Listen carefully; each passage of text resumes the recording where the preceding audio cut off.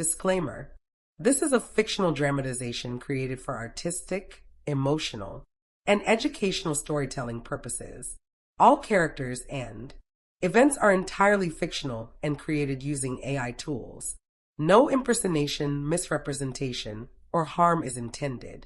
The content contains scenes of danger involving child characters.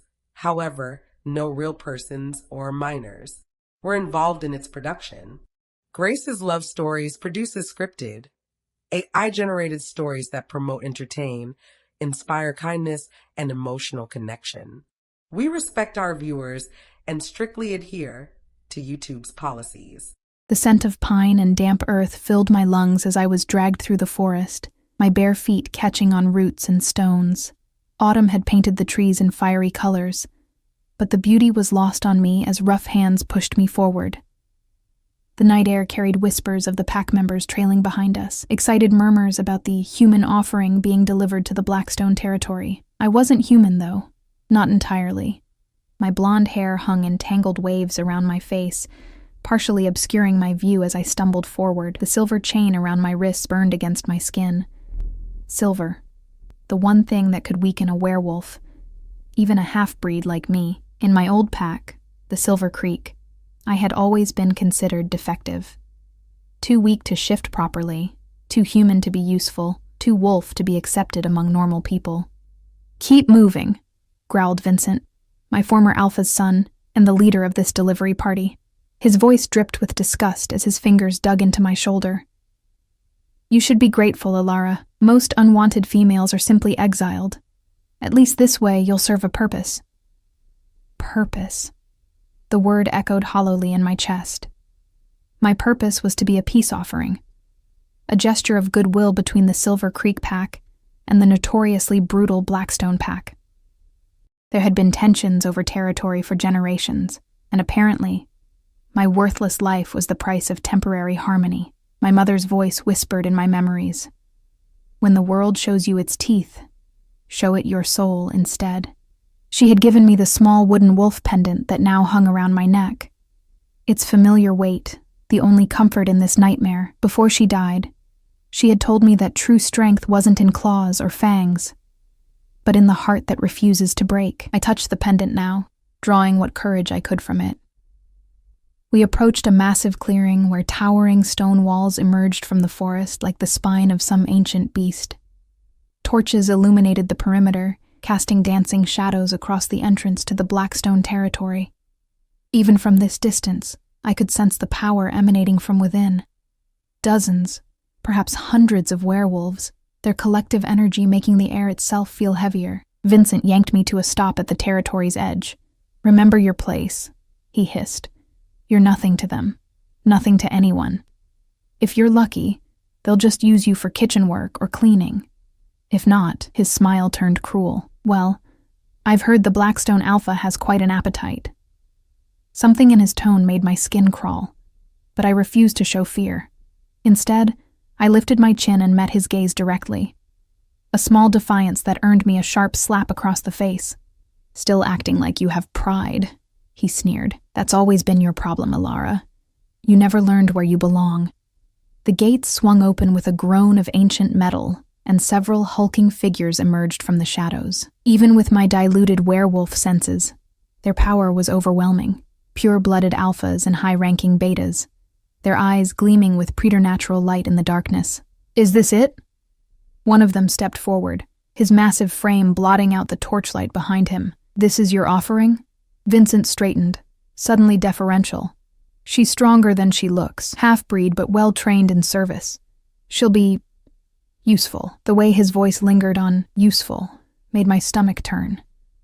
I kept my eyes downcast, not out of submission but to hide the rage building inside me. I had spent 23 years being treated as less than, and now I was being handed off like a peace token, with thinly veiled suggestions about what services I might provide. "The Alpha King will decide her worth."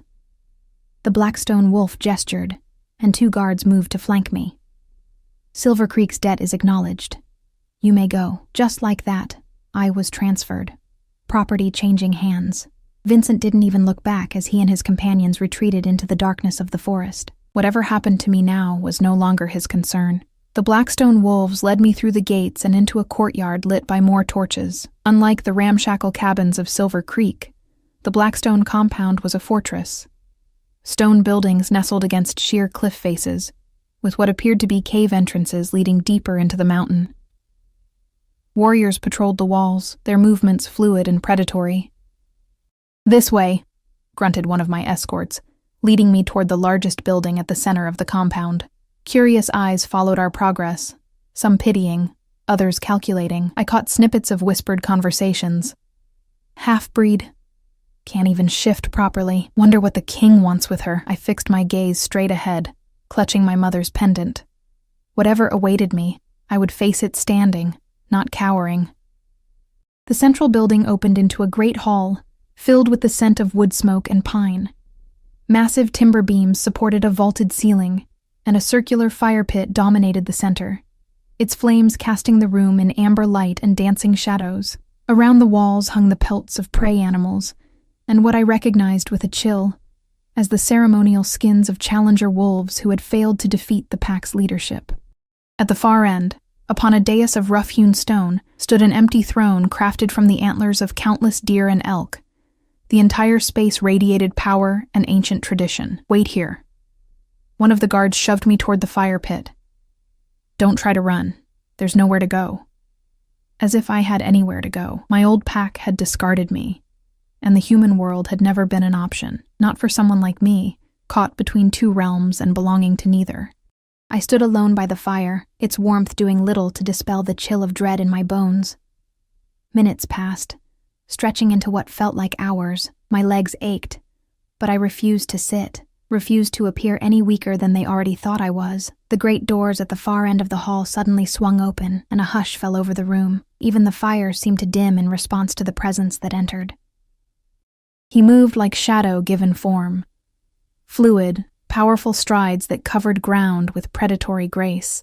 Tall, impossibly broad-shouldered, with skin tanned from the sun, and marked with the scars of countless battles. His hair was dark as midnight, swept back from a face that could have been carved from granite, all sharp angles and unyielding lines. But it was his eyes that froze the breath in my lungs. Amber, almost golden in the firelight, with vertical pupils that marked him as something more than a normal werewolf. The Alpha King of the Blackstone Pack. Conversations died as he passed, wolves bowing their heads in instinctive submission.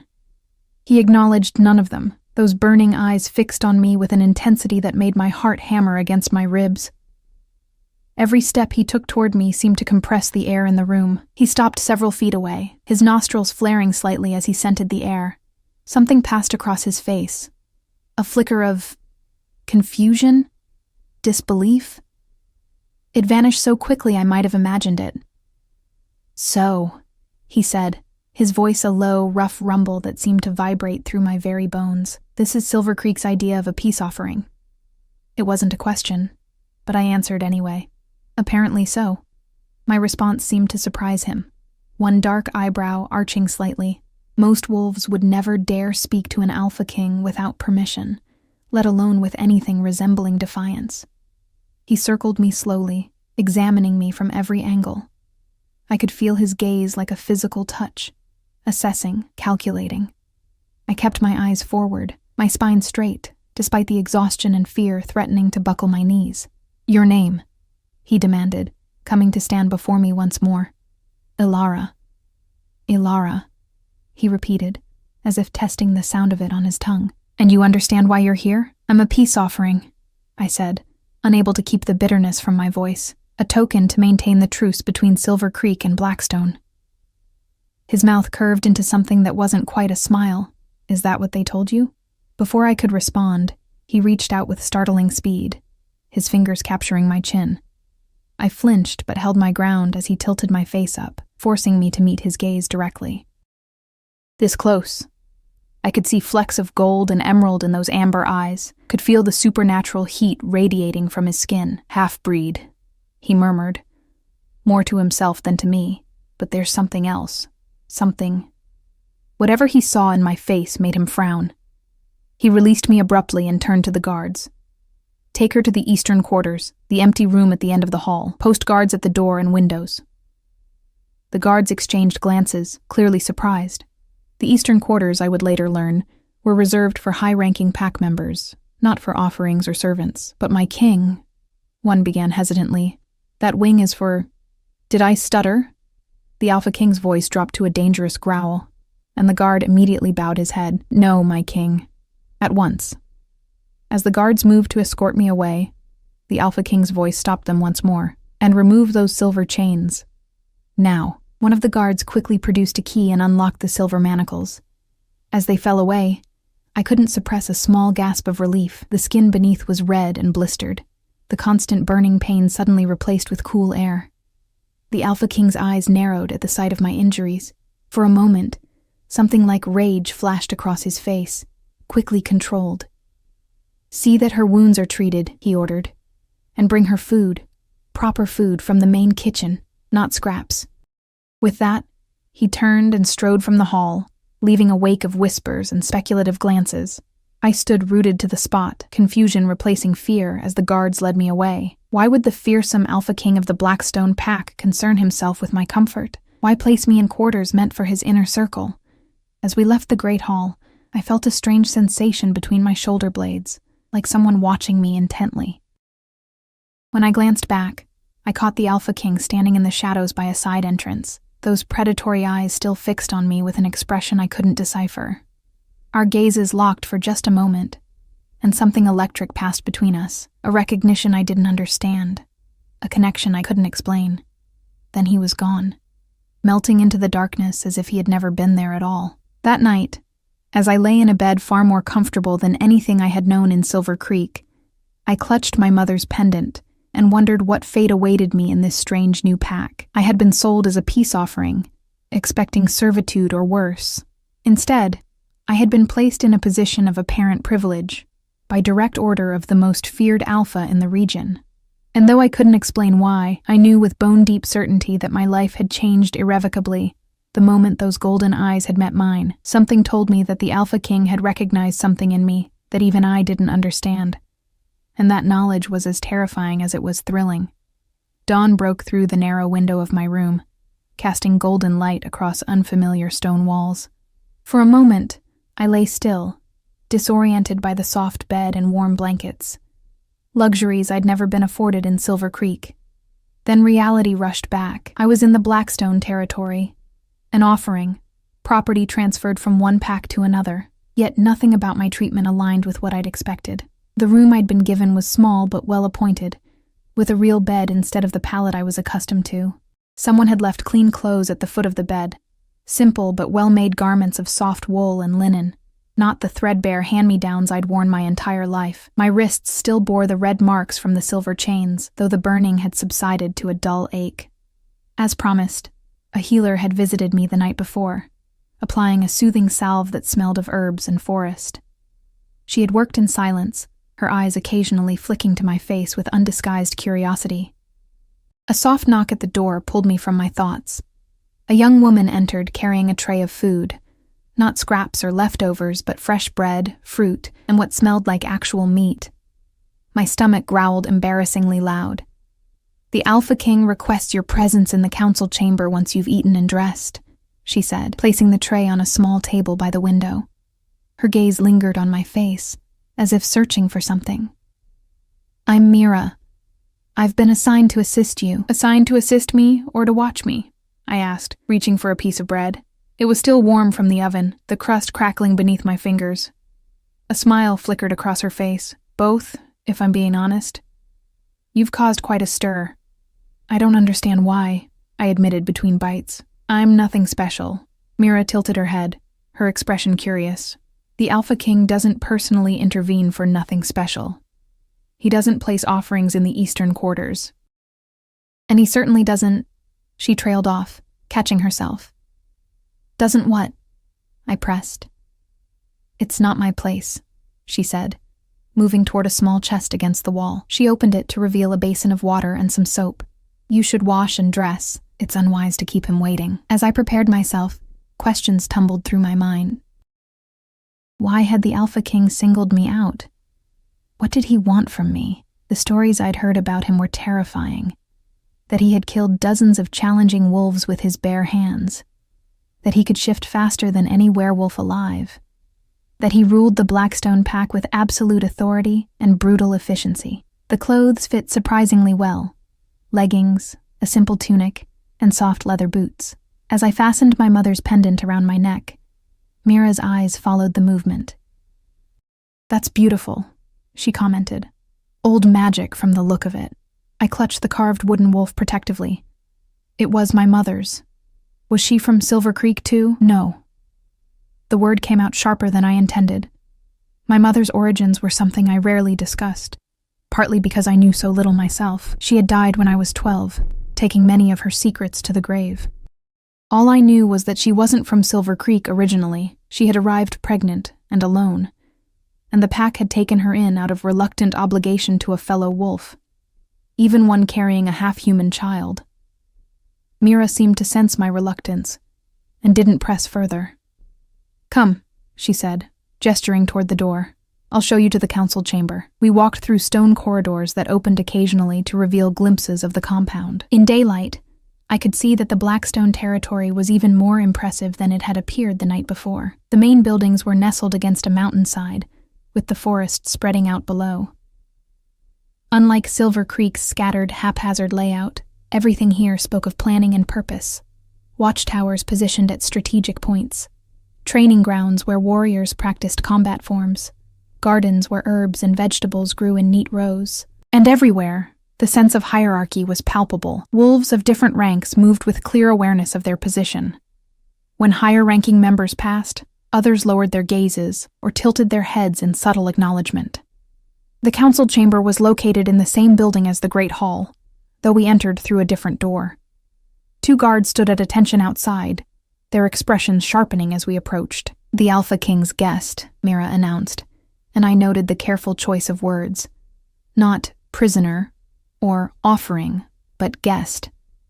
A distinction that clearly surprised the guards as much as it did me. They stepped aside, and Mira gave me an encouraging nod. "Good luck," she whispered. And then I was alone, pushing open a heavy wooden door and stepping into the unknown. The council chamber was smaller than the Great Hall, but no less imposing. A massive table of polished wood dominated the center, carved with symbols I didn't recognize. Maps and charts covered one wall, while weapons, ceremonial and practical, adorned another. A fire burned in a stone hearth, keeping the mountain chill at bay. The Alpha King stood with his back to me, studying one of the maps. He wore no crown, no obvious symbols of his station, yet his authority was unmistakable in the set of his shoulders, the stillness with which he held himself, the stillness of an apex predator who never needed to rush. "You slept well?" he asked without turning, and I realized he had scented me the moment I entered. "Better than expected for someone who was sold like livestock," I replied, unable to keep the edge from my voice. He turned then, those unsettling eyes fixing on me. In daylight, they were even more striking. Amber with those unusual vertical pupils that marked him as something more than an ordinary alpha. His face remained impassive, but something like amusement flickered in his gaze. "Direct," he observed. "Unusual for someone in your position." "What exactly is my position?" I countered, "because I'm finding it difficult to understand." He gestured to a chair. "Sit." It wasn't a request. I sat, and he took the seat across from me, studying me with that same intense focus he had shown the night before. "Your former alpha told my emissary that you were a half-breed," he began, "incapable of a full shift, with diluted senses and strength. Is that accurate?" The blunt assessment stung, even though I'd heard worse my entire life. "Yes." "Yet you carry wolf blood. My mother was a full werewolf. My father was human. And where is your father now?" I shrugged. "I never knew him. He was gone before I was born." The Alpha King leaned forward slightly.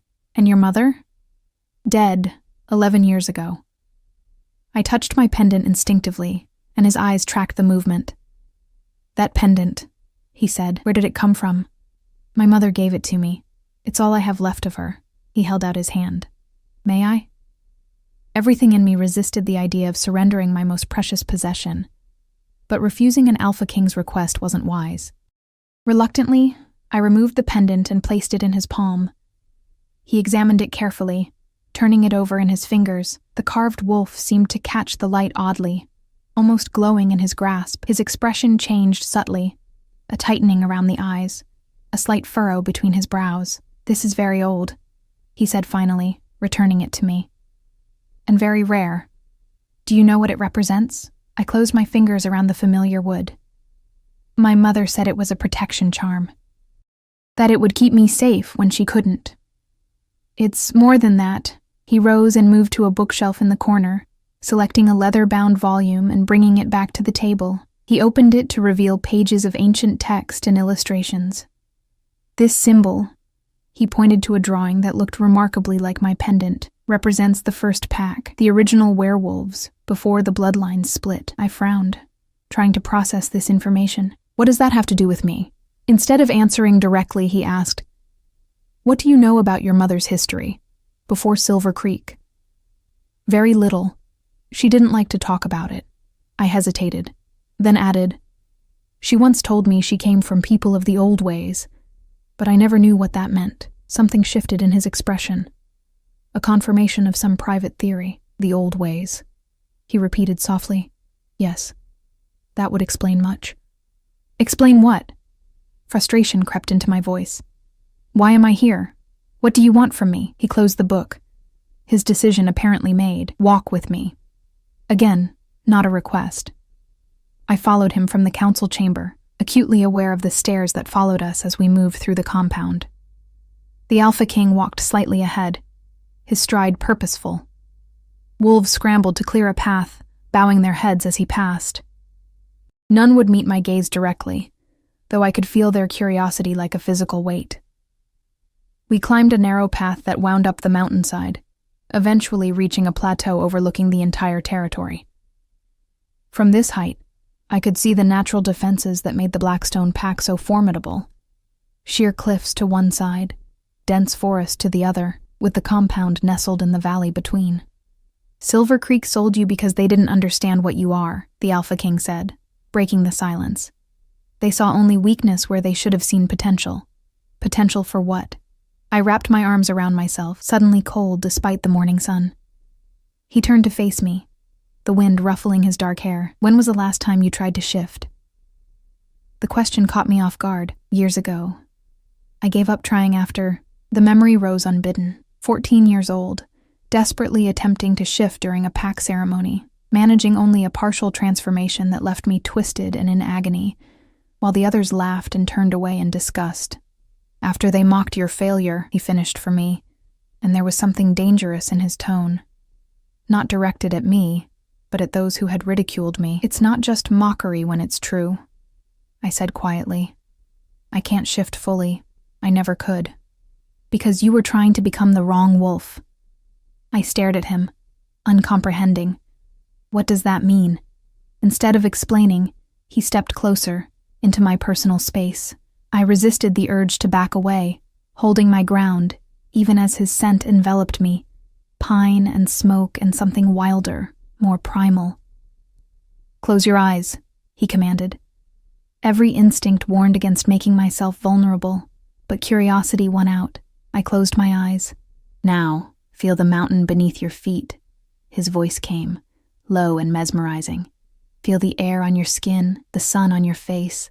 Listen to the forest below, the birds in the trees, the heartbeats of prey animals hiding in the undergrowth." To my surprise, I could sense what he described, faintly at first, then with growing clarity, the chittering of squirrels in a distant oak, the soft padding of a deer's hooves on forest moss, the whisper of wind through pine needles. "Your senses aren't weak, Ilara. They're different, tuned to aspects of the world that most wolves overlook." His hand touched my pendant, his fingers brushing against my collarbone. Heat bloomed from the contact point, spreading through my chest. "The first pack," he continued, "wasn't just stronger than modern werewolves. They were different, more connected to the natural world, to old magics. Some bloodlines carried abilities beyond physical strength, healing, sensing, dreaming." My eyes flew open. Dreaming? Something in my reaction seemed to confirm his suspicions. You have dreams, don't you? Dreams that come true. The breath caught in my throat. I had never told anyone about the dreams. Vivid visions that sometimes manifested in reality days or weeks later. My mother had warned me never to speak of them, that others wouldn't understand. How did you know? I whispered. His expression softened fractionally. Because I recognized what you are the moment I scented you. Silver Creek saw a half-breed, too weak to be a proper wolf. But I see a dreamwalker, the first to be born in 3 generations. The word resonated within me, awakening some dormant recognition. Dreamwalker. My mother had used that term once, when I was very young, before she began hiding our differences from the pack. What does this mean? I asked, struggling to process everything he was telling me. It means, he said, his gaze intense, that you weren't sent here as an offering. You were sent here because fate demanded it. Before I could question him further, a howl rose from the compound below. Urgent. A summons. The Alpha King's expression hardened instantly. We're needed below, he said, already moving toward the path with that same fluid grace. Stay close to me. We descended rapidly, the atmosphere in the compound noticeably tenser than when we had left. Warriors moved with purpose, some partially shifted with claws extended and eyes glowing. A wolf I hadn't seen before approached us, bowing quickly to the Alpha King. My king, they've arrived at the border, a delegation from Silver Creek, demanding the return of their property. His eyes flicked to me with poorly concealed disdain. The Alpha King's face became a mask of cold fury. Property, he repeated, the word a soft growl. Interesting choice. They claim the offering was temporary, the messenger continued. A gesture of goodwill, not a permanent transfer. Do they indeed? The Alpha King's voice was dangerously calm. And who leads this delegation? Vincent, son of Alpha Thorn. My stomach clenched at the name. Vincent, who had delivered me to Blackstone with thinly veiled suggestions about my usefulness. Vincent, who had taken every opportunity to remind me of my place at the bottom of Silver Creek's hierarchy. Tell them I will meet with them, the Alpha King decided. In the clearing at the territory boundary, no more than 5 representatives from their side. As the messenger hurried away, the Alpha King turned to me. You will accompany me. Panic flared in my chest. Why? If they're here to take me back, they won't take you anywhere, he interrupted, and the absolute certainty in his voice should have been reassuring. Instead, it raised new questions. Why was he so determined to keep me here? What value did a supposed dreamwalker have to the Blackstone pack? Trust me, he added more softly, seeing my hesitation. And strangely, despite everything, some part of me did trust him, or at least trusted him more than I trusted Vincent and the Silver Creek pack who had discarded me so easily. An hour later, I stood beside the Alpha King in a forest clearing, flanked by his most formidable warriors. Across from us, Vincent and 4 other Silver Creek wolves waited, tension vibrating in the air between our groups. This is unexpected, the Alpha King said, his tone deceptively casual. I wasn't aware that peace offerings came with return policies. Vincent's eyes narrowed. We've reconsidered the arrangement. The female has sentimental value to certain members of our pack. The lie was so transparent I almost laughed. No one in Silver Creek had ever valued me, sentimentally or otherwise. Whatever game Vincent was playing, it had nothing to do with concern for my welfare. Sentimental value, the Alpha King repeated, as if testing the concept. Strange, then, that she was delivered in silver chains, with burns that still haven't fully healed. His hand moved to the small of my back, a gesture that was both protective and possessive. Strange that your emissary described her as well-trained for service, with suggestions about how she might be useful. Vincent's gaze darted between us, calculation replacing his initial confidence. There seems to be a misunderstanding. Ilara is a valued member of Silver Creek. We merely thought to share her unique perspectives with our allies temporarily. Unique perspectives, the Alpha King echoed.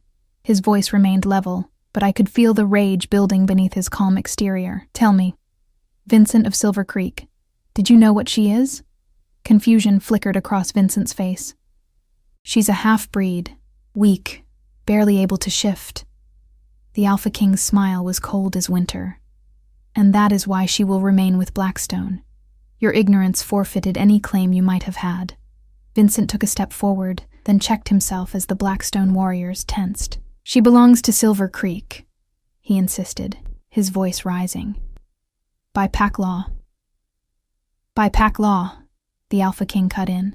She belongs to herself, and by the older laws, the ones your pack has conveniently forgotten, she falls under my protection now. Vincent's face flushed with anger. You can't just... I already have. The Alpha King's voice dropped to that dangerous register that made the hairs on my neck stand up. Return to your Alpha with this message. Silver Creek's disrespect has been noted. The truce holds, for now, but if any of your wolves set foot on my territory again without invitation, I will consider it an act of war. The threat hung in the air, absolute and unambiguous. Vincent's jaw worked as he struggled to find a response, pride warring with self-preservation. Finally, he spat on the ground between us. This isn't over, he snarled, before turning away. His companions followed, disappearing into the forest with backward glances full of malice. Only when they were gone did the Alpha King's posture relax slightly. He turned to me, those extraordinary eyes searching my face. Are you all right? He asked, and the gentleness in his voice surprised me. Why did you do that? I countered, overwhelmed by the confrontation and its implications. Why risk conflict with Silver Creek over someone like me? For a long moment, he simply looked at me, as if deciding how much to reveal. Then he reached out, his fingers brushing a strand of blonde hair from my face with unexpected tenderness.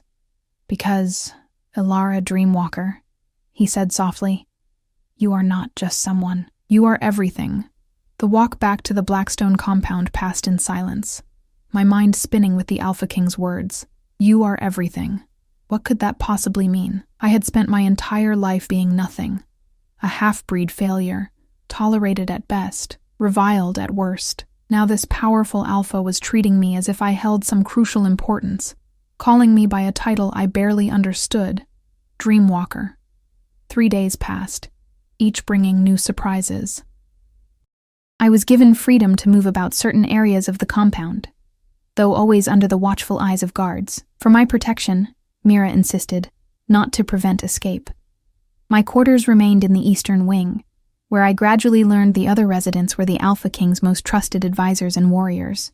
I saw little of the Alpha King himself during those days. He was occupied with council meetings and border patrols, apparently dealing with increased tensions following Vincent's visit, but his presence lingered in the details of my treatment. The quality of my meals, the respect I received from pack members who had every reason to resent an outsider in their midst. On the 4th morning, Mira arrived with clothes different from my usual attire. Finer materials, subtle embroidery around the collar and cuffs. The Alpha King requests your presence for the full moon ceremony tonight, she explained, laying out the garments. All pack members attend. I'm not a pack member, I pointed out. Mira's expression was carefully neutral. The Alpha King specifically named you among those expected to be present. The full moon ceremony. In Silver Creek, such gatherings had been torturous experiences for me, watching others shift effortlessly while I struggled and failed, forced to witness what I could never fully become. The memory of that humiliation made my stomach clench.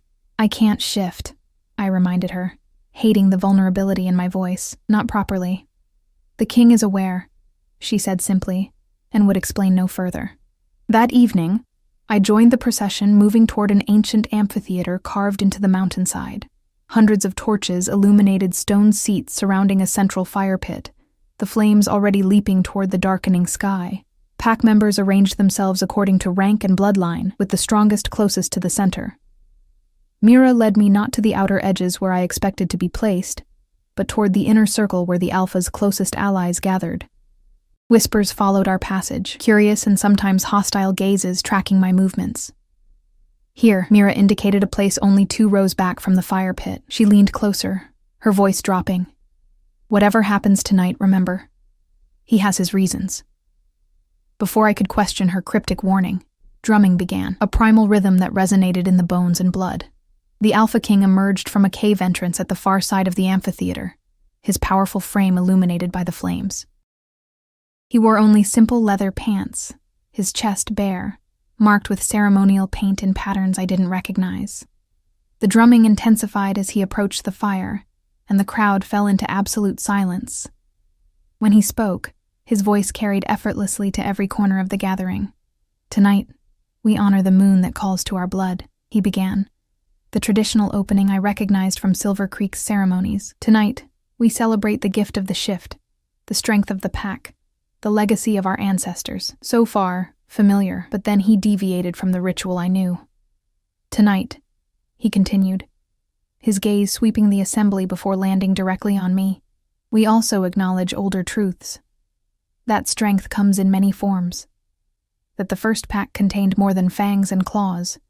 It held wisdom, vision, healing, and sight." Murmurs rippled through the crowd, confusion mixed with anticipation. This was clearly not the usual ceremony. "For too long, we have valued only physical power," the Alpha King declared. "We have forgotten the gifts that once made our kind more than mere beasts. Tonight, the moon calls us to remember." He gestured, and to my horror, 2 warriors approached where I sat. "Ilara," the Alpha King called. "Join me." Every instinct screamed for me to refuse, to hide, to run, anything but stand before the entire pack and expose my inadequacy. But Mira's gentle push propelled me forward, and somehow I found myself walking on unsteady legs toward the fire pit. The Alpha King extended his hand, and with nowhere else to go, I took it. His palm was warm against mine, anchoring me as the curious stares of hundreds of werewolves bore into my back. "Many of you have heard that Silver Creek sent us a half-breed unable to shift," he addressed the crowd, still holding my hand. What they did not know, what they were too blind to see, was that they harbored among them a dream walker. The word rippled through the assembly like a stone dropped in still water, creating widening circles of shock and disbelief. Some of the older wolves leaned forward, their expressions suddenly intent. "For those who have forgotten the old stories," the Alpha King continued, "dreamwalkers walk between worlds, the physical and the spiritual, the present and what might be. They carry the gift of true sight, of warnings and guidance that have saved packs since the first days." I stared at him in confusion. This description bore little resemblance to my occasional prophetic dreams. I wasn't some mystical guide. I was just a half-breed with strange nightmares that sometimes came true. As if sensing my doubt, he turned to me, his voice lowering so that only I could hear. "Trust me, Ilara. Trust yourself." Then, to my absolute terror, he raised his voice again. "Tonight, as we embrace the moon's gift, I ask you all to witness. Not all strength roars, some whispers."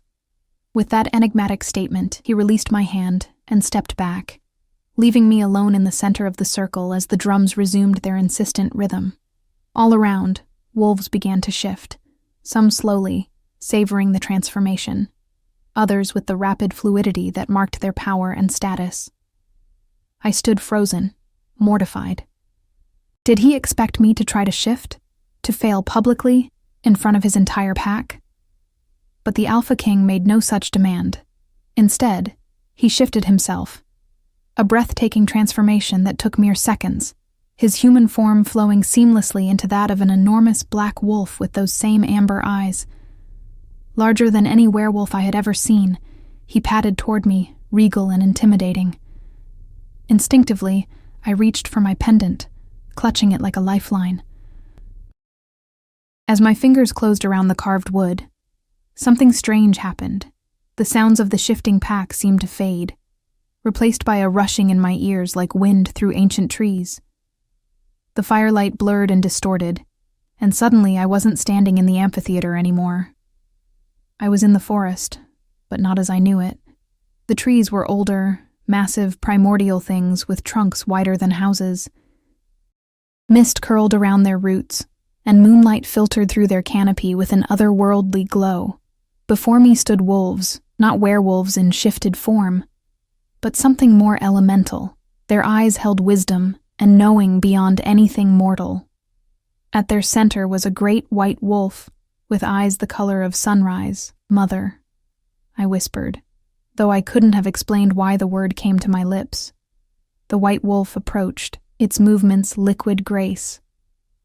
When it was directly before me, it bowed its massive head, touching its forehead to mine. Knowledge flooded me.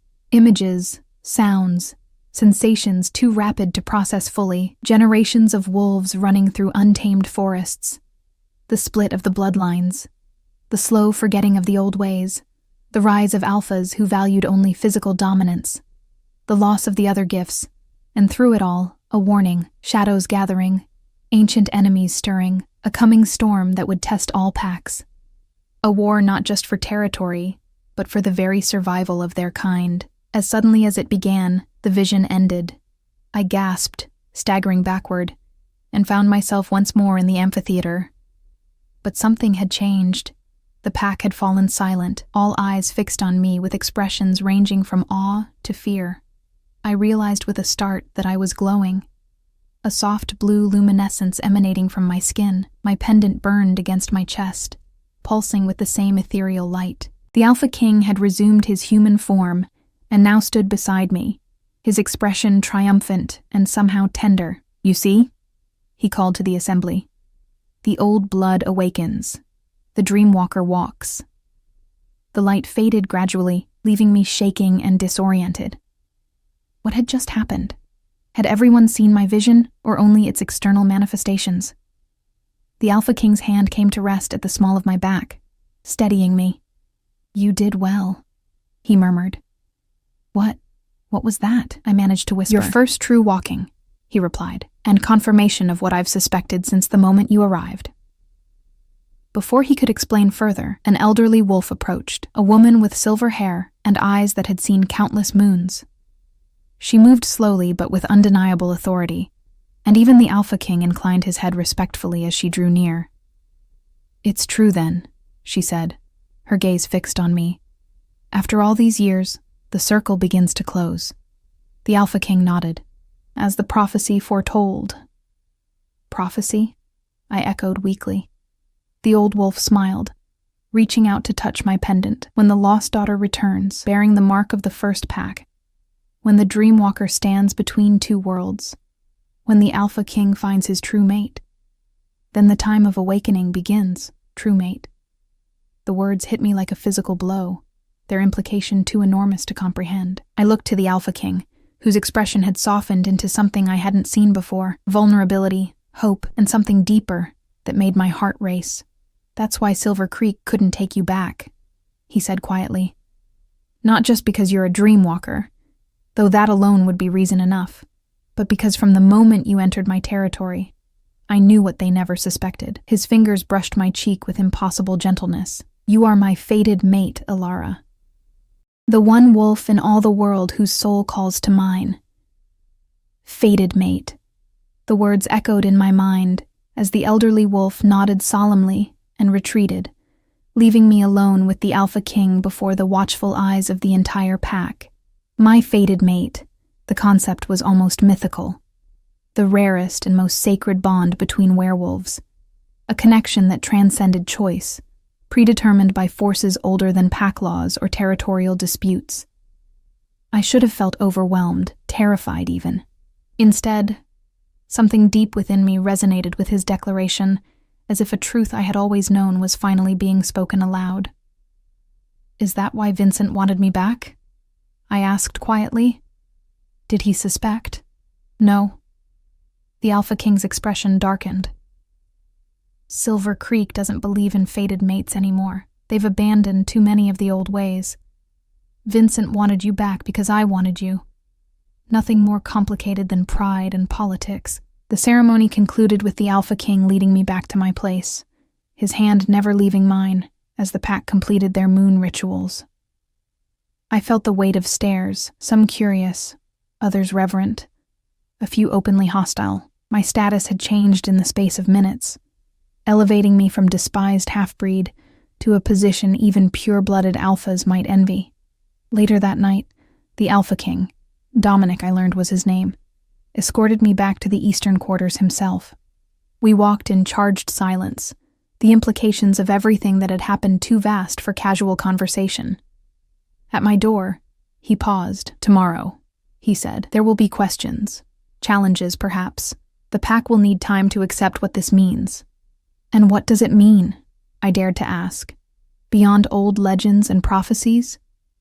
His gaze softened in a way that transformed his entire face, making him look younger, almost vulnerable. It means you will never be alone again, Ilara. It means you have found your home, if you choose to accept it. Do I have a choice? The question wasn't accusatory, merely seeking understanding. Always. His voice was firm. The fate bond offers a path, not a prison. I would never force you to walk it unwillingly. With that, he lifted my hand and pressed his lips to my knuckles, a gesture so gentle from a man capable of such violence that it left me breathless. Then he was gone, leaving me with thoughts too tangled for sleep. Morning brought Mira with breakfast and news. The Alpha King requests your presence in the training grounds, she said, her tone carefully neutral, though I could see the questions burning in her eyes. Everyone saw what happened last night, I sighed, picking at a piece of bread. Don't pretend you're not dying to ask. A smile broke through her professional demeanor. The Alpha King's fated mate, a dreamwalker, returned to Blackstone. She shook her head in wonder. They'll be telling this story for generations. If it's true, I countered, still struggling to accept it myself. It's true, Mira said with certainty. The light that surrounded you, that's old magic. No one could fake that.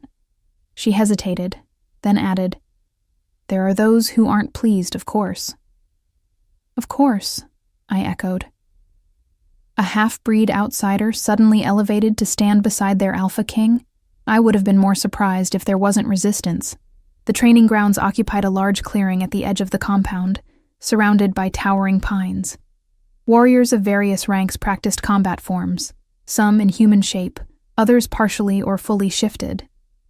The sounds of snarls and bodies hitting dirt filled the air. Dominic stood at the center of it all, bare-chested and gleaming with sweat, demonstrating a fighting technique to a group of younger wolves. He moved with that same fluid grace I had observed before, his strength tempered by precise control.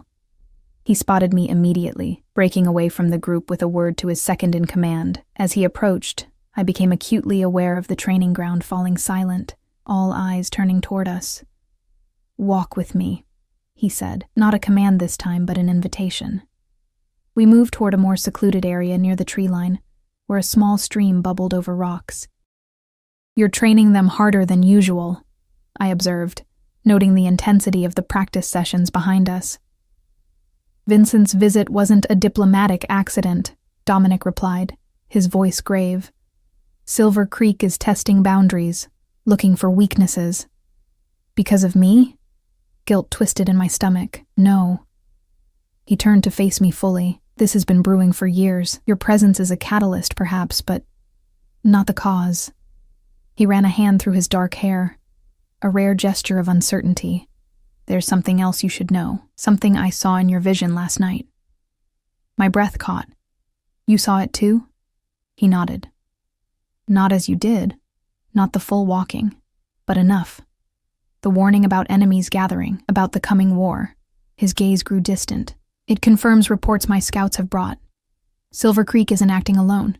They've formed an alliance with 3 other packs along the eastern territories. An alliance against Blackstone? I frowned. Why? Your pack is the strongest in the region. Precisely why, he said grimly. They fear what they cannot control, and now, with a dreamwalker among us. He trailed off, his implication clear. My presence had only heightened existing fears. What happens now? I asked. Now, he said, his expression softening, you learn what it means to be who you truly are, both dreamwalker and mate to an Alpha King.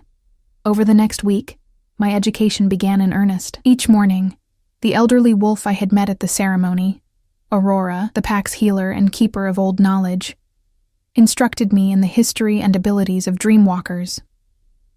We sat in her herb-scented cabin as she explained what my mother had been unable or unwilling to share. Dreamwalkers don't just predict the future, she told me, brewing tea from roots and leaves I couldn't identify. They walk between worlds, the physical and the spiritual, the now and what might be. They can reach across distances to touch the minds of those connected to them. They can see threats before they materialize. Is that why I never could shift properly? I asked. Because my abilities went in a different direction? Aurora nodded. The energy that most werewolves channel into physical transformation, you channel elsewhere. With training, you might achieve a partial shift, but your true strength lies in walking the dream paths. Afternoons found me with Dominic, learning about pack politics and the responsibilities of leadership. Despite the growing threats beyond our borders, he was patient, explaining bloodlines and alliances, treaties and traditions. Sometimes our hands would brush as he pointed out territories on maps, and the jolt of awareness that passed between us became increasingly difficult to ignore. Evenings brought dreams more vivid than ever before, sometimes prophecies, sometimes simple connections to the pack's collective unconscious. I began to sense the bonds between pack members, the web of loyalty and love, fear and ambition that held them together, and always, brightest among those connections, the golden thread that linked me to Dominic. Unacknowledged, but strengthening day by day, 2 weeks after the moon ceremony, the first direct challenge came. I was crossing the compound after a session with Aurora, when 3 female werewolves blocked my path, all purebloods, all from prominent Blackstone families. Half-breed, the leader sneered, circling me slowly. You may have fooled the Alpha King with your light show, but we know what you really are. I held my ground, remembering Dominic's advice. Never show fear to a dominant wolf. They respect only strength. And what am I? I asked calmly. An opportunist, she spat. A Silver Creek spy, perhaps, or just a clever manipulator who found a way to climb above her station. Careful, Celine, one of her companions warned, glancing nervously around the compound. If the king hears you, the king is blinded by superstition and the possibility of a mate bond, Celine retorted. Someone must protect the pack's interests. I felt a surge of anger, not for myself, but for Dominic. These wolves questioned his judgment, his ability to lead. If you have concerns about your alpha, I said, my voice gaining strength, the proper way to address them is through formal challenge, not by accosting his guests in the courtyard. Celine's eyes narrowed. You speak of our ways as if you belong here. I speak of respect, I countered. Something you seem to have forgotten. She moved closer, her lips pulling back to reveal elongated canines, the beginning of a shift. Perhaps you need a reminder of your place. What happened next was instinctive. As she lunged toward me, I reached for my pendant, not out of fear, but determination. The world slowed, colors shifting as I accessed the same energy I had touched during the moon ceremony. I didn't glow this time, but something changed in my eyes. I could feel it, a burning sensation that spread from my core to my vision. Celine froze mid-movement, her expression morphing from aggression to shock. Your place, I said softly, is not to question what you don't understand. My voice sounded different, layered, as if others spoke through me. The storm comes for all wolves, Selene. The pack divided cannot stand against it. Images flashed between us, not just my vision, but hers too. Her childhood in the Blackstone territory, her father dying to defend these lands, her genuine love for the pack, twisted by fear of change and the unknown. I gasped as the connection broke, stumbling backward as normal perception returned. Celine stared at me, her face pale. You were in my head, she whispered. Not intentionally, I admitted, shaken by the experience. I'm still learning to control it. Something shifted in her expression. Not quite acceptance, but a reluctant reassessment. Without another word, she turned and walked away, her companions hurrying after her. I didn't realize Dominic had witnessed the exchange until he materialized beside me, his expression unreadable. That was new, he observed. I nodded, still processing what had happened. Aurora said dreamwalkers could touch minds, but I didn't expect to access memories. He guided me gently toward a stone bench nearby. Your abilities are manifesting faster than anyone anticipated. The bond between us is accelerating your development. The bond. We rarely spoke of it directly, both hesitant to address the growing tension that simmered whenever we were together. Is it true what she said? I asked. That some think you're blinded by the possibility of a mate bond? His jaw tightened. There are always those who resist change, who fear what they don't understand. Like me, I said quietly. His hand found mine, his thumb tracing patterns on my palm that sent shivers up my arm. Are you afraid, Alara? I looked up, meeting those extraordinary eyes that had haunted my dreams since the first night. Not of you, I answered truthfully, but of all this, what it means, what's expected of me. I've spent my life being nothing, being invisible. Now suddenly I'm central to prophecies and pack politics and possible wars. And to me, he added softly, don't forget that part. My heart stuttered at the naked emotion in his voice. For just a moment, the fearsome Alpha King was gone, replaced by a man looking at a woman The thought remained unfinished as shouts erupted from the direction of the main gate. Dominic was on his feet instantly, his posture shifting from tender to predatory in a heartbeat. Warriors were running toward the commotion, some already partially shifted. Stay here, he ordered. But I was already rising to follow him. If there's danger, I should know, I insisted. What if I can help? He hesitated, then nodded sharply. Stay behind me. We hurried toward the main gate where a crowd had gathered. The warriors parted for Dominic, their faces grim. In the center of the commotion stood a young wolf I didn't recognize, bloodied and barely able to stand. His clothes were torn, and deep gashes marked his arms and torso, wounds that should have been healing already if he were a healthy werewolf. Silver weapons, someone murmured. The cuts won't close properly. Dominic approached the injured wolf, his authority creating immediate silence. Report, he commanded. Ambush, the wolf gasped, swaying on his feet. North Patrol. We were checking the border when they came out of nowhere. At least 30 wolves. Silver Creek markings, but others too. They had silver-tipped arrows, silver blades. The rest of your patrol?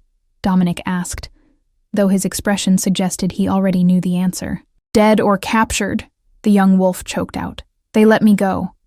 Told me to deliver a message. He took a shuddering breath. They said, return what was sold, or the next attack comes for the heart of Blackstone. All eyes turned to me. Return what was sold. There was no mistaking their meaning.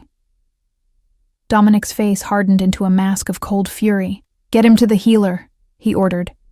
And 2 warriors immediately moved to support the injured wolf. Council members, to the war room. Now, as the crowd dispersed with urgent purpose, Dominic turned to me.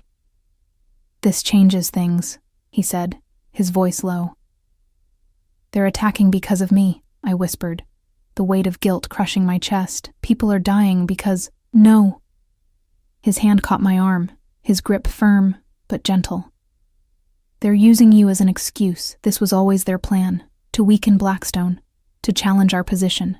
You are not responsible for their actions.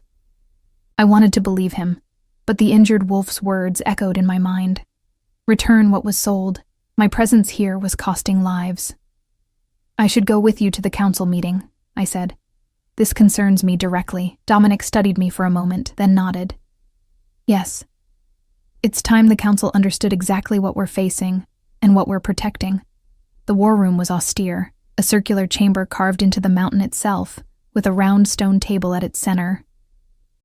Maps covered the walls, marked with the territories of various packs and notations about strengths, weaknesses, alliances. 10 werewolves were already seated when we entered, all older, all radiating the quiet confidence of experience and rank. Their expressions as I entered ranged from respectful neutrality to barely concealed skepticism. Aurora was among them, her ancient eyes kind as she nodded to me. The situation has escalated, Dominic began without preamble, outlining the patrol ambush and the message delivered. Silver Creek has made their intentions clear. This is not just about territorial disputes anymore. This is about the old prophecies, about the balance of power among all packs. With respect, my king, one council member spoke, a grizzled warrior with scars crisscrossing his arms. Are we certain this connection to the half-breed is worth war? We could negotiate. Her name is Alara, Dominic cut in, his voice dangerously soft. She is a dream walker and my fated mate. There will be no negotiation about her presence here. The council member bowed his head, chastened but not entirely convinced. What Remus means, another council member said, a woman with streaks of silver in her dark hair, is that we must weigh all options. If Silver Creek and their allies are massing for attack, they are, I interrupted, surprising myself with my boldness. All eyes turned to me, and it's not just Silver Creek. You've seen this? Aurora asked. I nodded, touching my pendant unconsciously. In dreams at first, fragments. But after the moon ceremony, it's become clearer. 4 packs allied against Blackstone, gathering in the northern forests. They fear what the prophecy represents. Which is? Remus prompted, skepticism still evident in his tone. Change, Dominic answered. The return to older ways of leadership. Power balanced by wisdom, strength tempered by vision. He moved to stand beside me, his presence solid and reassuring. For too long, the werewolf packs have been ruled by pure dominance, by who can shift fastest, fight hardest, kill most efficiently. We've lost the balance that the first pack embodied. The prophecy speaks of awakening, Aurora added, her aged voice carrying unexpected authority. Of the return of gifts beyond the physical, healing, dreaming, sensing. Gifts that many modern alphas fear because they cannot control them through force. I could see the council weighing these words, some nodding in understanding, others still uncertain. What do you propose, my king? Asked a younger council member. We cannot simply wait for them to attack. We don't, Dominic replied. We prepare. We strengthen our defenses. And, he glanced at me, we accelerate what they fear most. The awakening of the old blood. The fulfillment of the prophecy. The mate bond, Aurora said softly. If completed, it would strengthen both of you. Amplify the Dreamwalker's abilities. Enhance the king's connection to the old magics. My heartbeat quickened. The mate bond. The final formal acknowledgement of the connection between us. In practical terms, it meant a ceremony, an exchange of marks, and intimate consummation. My cheeks warmed at the thought. Is that what you want?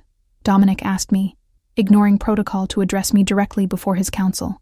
The choice must be yours, freely given.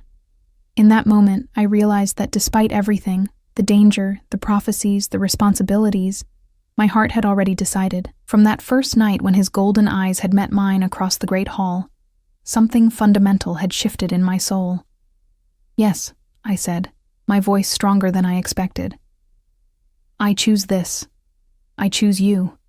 Relief and something deeper flickered across his face. He turned back to the council. Prepare the ritual for tomorrow night. In the meantime, double the patrols. Bring the outlying families into the central compound. We must be ready for whatever comes. As the council dispersed, Dominic led me back through the compound toward my quarters, his hand never leaving the small of my back. The news of the attack had spread, and I could feel the tension in the air, the heightened alertness of warriors moving with renewed purpose. Are you certain about this? He asked when we were alone. Once done, the mate bond cannot be broken, not even by death. I studied his face, the strong lines, the barely contained power, but also the unexpected gentleness I had discovered beneath his fierce exterior. I've never been more certain of anything, I answered truthfully. But what about you? You're an alpha king. You could have chosen any pure-blooded female, someone who would bring political advantages, military alliances. He silenced me with a touch, his fingers brushing my cheek. I chose nothing. Fate chose for us both. His expression softened. But if I had been given the choice of any wolf in all the territories, I would still have chosen the brave, stubborn half-breed who stood in my great hall with defiance in her eyes, and no idea of her own worth. That night, I dreamed of the white wolf again, the one I had somehow known to call Mother. We stood in that ancient forest of massive trees and swirling mist, but this time, other wolves joined us, the first pack in all their primordial glory. The circle closes, the white wolf spoke in my mind. What was broken begins to heal. They're coming for us, I said. 4 packs allied against Blackstone. Yes, came the response. The old ways are never welcomed easily. Change frightens those who cling to power. I don't know if I'm strong enough, I admitted. I'm only beginning to understand what I am. The white wolf's gaze was both gentle and fierce. You are enough, daughter. You always have been. The mate bond will awaken what has slumbered, but the strength was always within you. I awoke with the first light of dawn, the dream still vivid in my mind. My hand went automatically to my pendant, which pulsed with warmth against my skin. Something was different this morning. I could feel it in the air, in the quality of light filtering through my window, in the heightened awareness of my senses. Mira arrived with breakfast and news. "Scouts report movement in the northern forests," she said, her expression grave. "Large groups of wolves, moving under cover of darkness. How long do we have?" I asked. 2 days, perhaps 3. She laid out clothing far finer than my usual attire, a dress of deep blue fabric that shimmered slightly in the light. "The mate ceremony is set for sunset. The entire pack will witness." The day passed in a blur of preparation and briefings. The compound had transformed into a fortress preparing for siege. Warriors training with increased intensity, families stockpiling supplies, healers preparing remedies for silver wounds. Yet alongside the war preparations, there was also a current of excitement, of anticipation for the mate ceremony that would bind their alpha king to his fated pair. As the sun began its descent toward the horizon, Aurora came to help me prepare. She braided small white flowers into my blonde hair and painted ancient symbols on my wrists and collarbone with a mixture that smelled of earth and herbs. "These markings will help channel the energies during the ceremony," she explained. "The mate bond between an alpha king and a dreamwalker hasn't occurred in 7 generations. The power it releases will be significant." "Will it hurt?" I asked, watching her work. "Not pain," she replied carefully. "Intensity, yes, a reshaping of what you are, what you both are.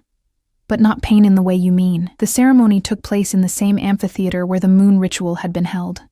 The entire pack gathered, their faces solemn yet expectant.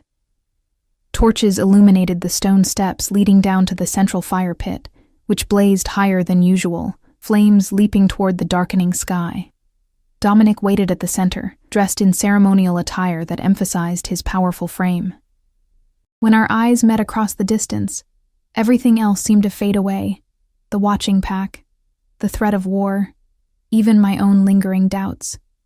In that moment, there was only him and the golden thread of connection pulling me forward. Aurora led me down the steps toward the fire.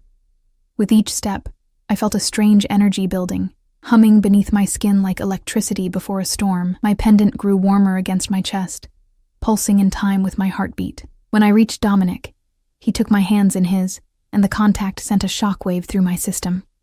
Around us, the pack began a low, rhythmic chanting, in an ancient language I somehow understood, despite never having heard it before. "Under stars and moon, before the eyes of ancestors and pack," Dominic began, his voice carrying to every corner of the amphitheater.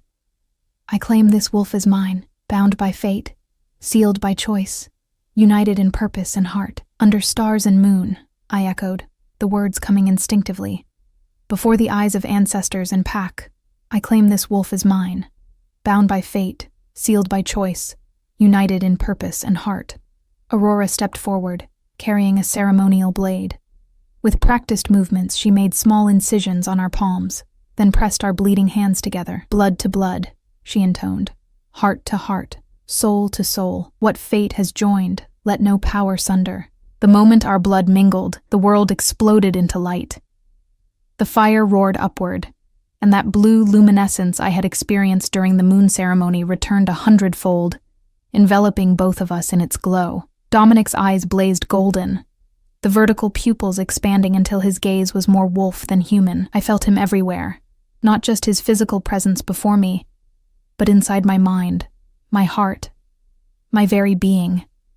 His thoughts flowed into mine, his memories becoming accessible as if they were my own. I saw his childhood, his rise to power, his lonely years as Alpha King, respected but never truly known, and he saw me, the rejection and isolation I had endured, but also the quiet strength that had sustained me, the dreams that had guided me. When he spoke next, his lips didn't move. His voice resonated directly in my mind. Mine to protect, mine to cherish, mine to stand beside, not behind. I answered in kind, the mental connection as natural as breathing. "Yours as you are mine, equal in different strengths, together in all things. The blue light contracted suddenly, condensing into a visible thread that wound around our joined hands, sinking into our skin with a flash of heat.